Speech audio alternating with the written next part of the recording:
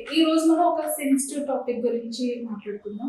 అదేంటంటే లేడీస్‌కి సంబంధించి తరచుగా నాకు హస్బెండ్ దగ్గర నుంచి రావాల్సిన ప్రేమ రావట్లేదు, అండర్‌స్టాండింగ్ లేదు. ఒకప్పుడు మా ఇద్దరి బాండింగ్ చాలా బాగుండేది. ఇప్పుడు బాగుండట్లేదు.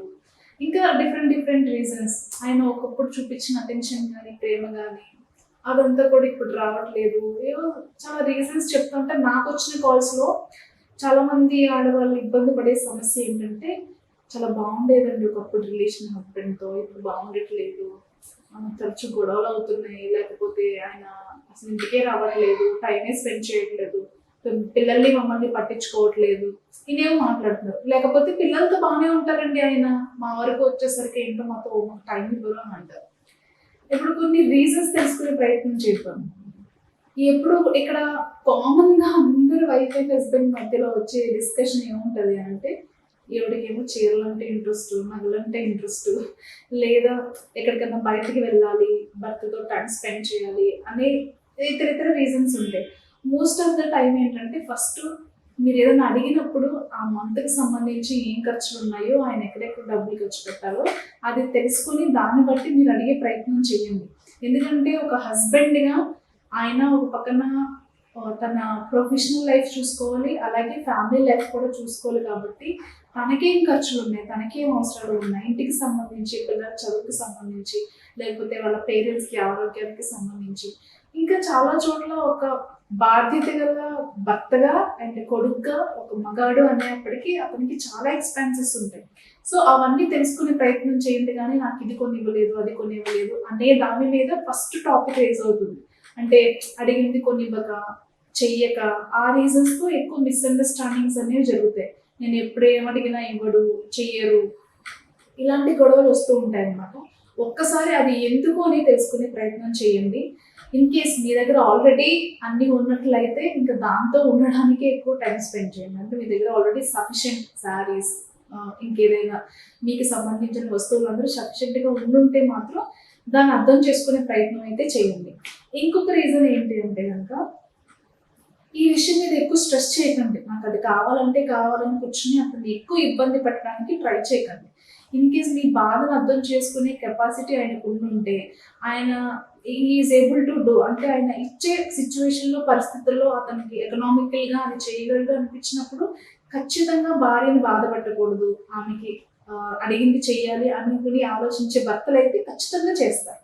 సో ఇక్కడ డిపెండ్స్ ఆన్ ఇద్దరు అండర్‌స్టాండింగ్ బట్టి కూడా ఉంటుంది. ఇక్కడ ఈమె, అక్కడ ఆయన, ఇద్దరు అండర్‌స్టాండింగ్ మీద కూడా డిపెండ్ అయి ఉంటుంది. అంతేకాకుండా భర్త సైడ్ తల్లిదండ్రులు గానీ, వాళ్ళకి సంబంధించిన చుట్టాలు వచ్చినప్పుడు, వాళ్ళకి నేను వంట చేయను, నేను ఉండను, అసలు వాళ్ళు ఎందుకు వస్తున్నారు, దయచేసి ఇలాంటి క్వశ్చన్స్ అయితే చేయకండి. ఎందుకంటే మన మదర్ తరఫు నుంచి ఎవరైతే చుట్టాలు వచ్చినా, మన అమ్మ వాళ్ళు వచ్చినా, అన్నయ్యలు వచ్చినా ఎంత ఉత్సాహంగా వాళ్ళని రిసీవ్ చేసుకుంటామో, ఎంత ప్రాపర్ వేలో వాళ్ళకి అన్ని నచ్చినవి చేసి పెట్టాలని అనుకుంటామో అంతే ఇదిగా. ఎందుకంటే మన తల్లిదండ్రుల తర్వాత మన అత్తమామలు కూడా తల్లిదండ్రులు లాంటి వాళ్ళే కాబట్టి అలాగే భావించి ఇక్కడంతా ఆనందంగా గడుపుతారో మీ పేరెంట్స్ వచ్చినప్పుడు, వీళ్ళది కూడా అంతే ఆప్యాయంగా, ఆనందంగా వీళ్ళకి టైం ఇచ్చి స్పెండ్ చేయడానికి ట్రై చేయండి. మాక్సిమం ట్రై చేయండి. ఎందుకంటే దానివల్ల మీ హస్బెండ్‌కి కూడా చాలా హ్యాపీగా అనిపిస్తుంది. మీరు మొహం అదోలా పెట్టుకొని, ఆమె మేము వచ్చినందుకు మొహం అదోలా పెట్టుకుని దాన్ని మీరు ఫీల్ అయ్యి, మిమ్మల్ని చూసి వాళ్ళు ఫీల్ అయ్యి, వాళ్ళు ఫీల్ అవుతున్నారని మీ హస్బెండ్ ఫీల్ అయ్యి, హౌస్ హార్మనీ అంతా కూడా దెబ్బతింటుంది దీనివల్ల. మిస్‌అండర్‌స్టాండింగ్స్ ఒకటొకటి పెరుగుతాయి. సో ఇలాంటి డిస్టర్బెన్స్ రాకుండా చూడండి. స్మార్ట్‌గా అత్తగారు వస్తే అత్తగారు, మామగారు వస్తే మామగారు, మీ టైం ఇచ్చి వాళ్ళతో మంచిగా మాట్లాడడానికి, మంచి ఫుడ్ ప్రొవైడ్ చేయడానికి, మీరే ఇంట్లో చేసి స్వయంగా పెట్టడానికి, 4 మాటలు, పెద్దోళ్ళు కాబట్టి 4 మాటలు, మంచి మాటలు మాట్లాడడానికి, వాళ్ళ లైఫ్ ఎక్స్‌పీరియన్స్ తెలుసుకోవడానికి, ఇలా ఉండడానికి ట్రై చేయండి. వాళ్ళతో కలిసి దగ్గరలో ఉన్న టెంపుల్స్‌కి వెళ్ళడం, ఏదైనా ప్లేసెస్ విజిట్ చేయడం, మంచిగా అత్తగారు వచ్చినప్పుడు ఆవిడకి ఏమన్నా గిఫ్ట్ చేయడం, మీ స్తోమతకు తగ్గట్టుగా ఆవిడకి ఏమైనా నచ్చేలా చేయడం.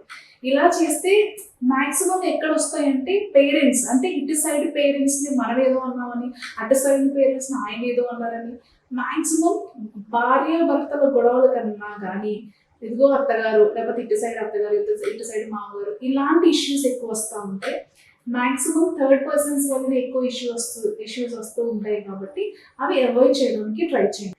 మార్నింగ్ చాలా పనులు చేస్తారు. అంటే పొద్దున్నే లేవాలి, హస్బెండ్ ఆఫీస్‌కి వెళ్తే బాక్స్ పెట్టాలి, పిల్లలకి క్యారేజెస్ పెట్టాలి, అలాగే పిల్లల్ని రెడీ చేయాలి. ఇన్ని ప్రాసెస్‌లో ఉంటాము. ఓకే. మార్నింగ్ అంతా అందరికి బిజీ షెడ్యూల్ ఉంటుంది కాబట్టి అది యాక్సెప్టబుల్. కానీ హస్బెండ్ వచ్చేసరికి కూడా ఇల్లంతా చిందరవందరగా ఉండి, కిచెన్ నీట్‌గా లేకుండా ఇయన్నీ పక్కన పెట్టేస్తే మీరు కూడా పొద్దున్నుంచి ఏ అవతారంలో ఉన్నారో నైటీ గానీ, నైట్ డ్రెస్ గానీ, లేకపోతే కట్టుకున్న సారీ గానీ, కొంచెం స్నానాలు గీనాలు లేకుండా అంటే కొంతమంది పడుకునేటప్పుడు స్నానం చేసి పడుకునే అలవాటు ఉంటది చాలామంది నిద్రపోయాక. సో, అలా కాకుండా కొంచెం అందంగా, ఆకర్షణీయంగా హస్బెండ్‌ని అట్రాక్ట్ చేసే విధంగా అంటే ప్రతిరోజు ఇద్దరి లైఫ్‌లో కూడా ఒక ఫ్రెష్ డే, ఫ్రెష్ స్టార్ట్ అంటే ఇది ఎప్పుడో స్టార్ట్ అయిపోయింది అని కాకుండా ప్రతిరోజు కూడా మాకు ఒక ఫ్రెష్ డే అన్నట్టుగా అనుకుని స్టార్టింగ్‌లో ఎలా అయితే ఉండేవాళ్ళో ఒకళ్ళనొకళ్ళు ఇంప్రెస్ చేసుకోవడం గానీ, అప్రిషియేట్ చేసుకోవడం గానీ, ఇట్లాంటివి ఉంటే మంచిదనమాట. అంటే ఆహ్, ఏమంటారు కొంచెం డ్రెస్సింగ్ సెన్స్ నీట్‌గా ఉండి, కొంచెం అట్రాక్టివ్‌గా ఉండి, మంచిగా నైస్ పర్ఫ్యూమ్స్ యూజ్ చేస్తూ అతనికి అట్రాక్టివ్‌గా కనిపించినట్లయితే గనక ఆయన ఆఫీస్ నుంచి వచ్చినప్పుడు కొంచెం ఇల్లు చిందరవందరగా లేకుండా నీట్‌గా పెట్టుకొని కిచెన్ గానీ, బెడ్‌రూమ్ గానీ, హాల్ వరకు గానీ అంతా అట్రాక్టివ్‌గా ఉండాలి. అంతే గాకుండా అంతకు మించి మీరు అంతే అందంగా అట్రాక్టివ్‌గా ఉంటే ఇది మీకు హెల్ప్ అవుతుంది స్మార్ట్‌గా. అంటే ఆయన మాక్సిమం మిమ్మల్ని కాకుండా ఇంకో వ్యక్తిని చూసే అవకాశం ఉండదు కాబట్టి. అంటే ఆయన జెన్యూన్ అయితే వేరే వాళ్ళ దగ్గరికెళ్ళే అవకాశం ఉండదు. బట్ మీ వరకు వస్తే మీరు చేయాల్సిన ప్రయత్నాలు నేను చెప్పేది. సో, అండ్ ఇంకో పాయింట్ ఏంటంటే బెడ్‌రూమ్ వరకు వస్తే చాలామంది అంటే పిల్లలు ఎదిగిన వాళ్ళుంటారు. లేకపోతే పేరెంట్స్‌తో కలిసి ఉండాల్సొస్తది. అంటే అత్తమామలతో గానీ, లేదు ఇక్కడ అత్తమామల స్కోప్ లేనప్పుడు కొంతమంది ఇళ్లల్లో పిల్లల్ని చూసుకోవడానికి వాళ్ళ అమ్మగారులు కూడా కొంతమంది ఇప్పుడు ఊరు నుంచొచ్చేసి ఆడపిల్లలతో ఉంటున్నారు. కాబట్టి కొంతమంది అంటే ఇద్దరూ ఒకే రకమైన మెంటాలిటీ ఉండాలని లేదు కదా! కొంతమందికి హైపర్ మైండ్ ఉండొచ్చు. కొంతమంది స్లోగా ఉండొచ్చు. అంటే కొంతమంది బాగా పద్ధతి గల వాళ్ళయి ఉండొచ్చు. కొంతమంది నార్మల్‌గా ఉండేస్తారు.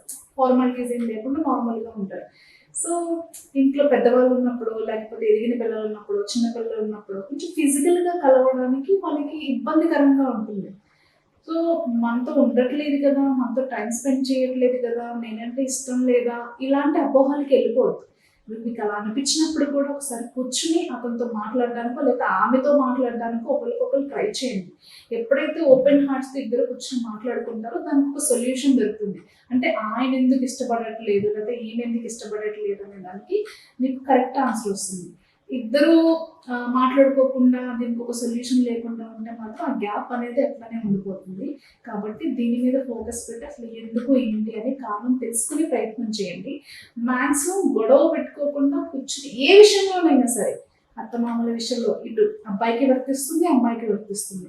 అలాగే ఇంటిని చూసుకునే విషయంలో, పిల్లల్ని చూసుకునే విషయంలో, మీకు పెట్స్ ఉంటే పెట్స్‌ని చూసుకునే విషయంలో, థర్డ్ పర్సన్స్ విషయంలో ఏదైనా సరే గొడవ పడకుండా మాక్సిమం కూర్చొని దాన్ని సార్ట్ ఔట్ చేయడానికి ఎక్కువ ట్రై చేస్తే గొడవలు రాకుండా ఉండడానికి ఎక్కువ స్కోప్ ఉంటుంది.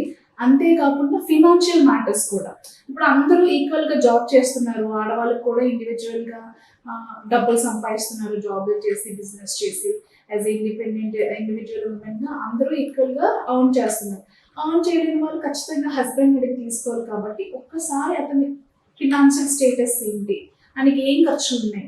సో, అవంతా చూసుకొని మీకేం కావాలో ఆ రైట్ టైమ్‌లో అడిగినట్లయితే గనుక వాళ్ళకి కొంచెం రీజనబుల్‌గా అనిపిస్తది. మనల్ని అర్థం చేసుకున్నారు.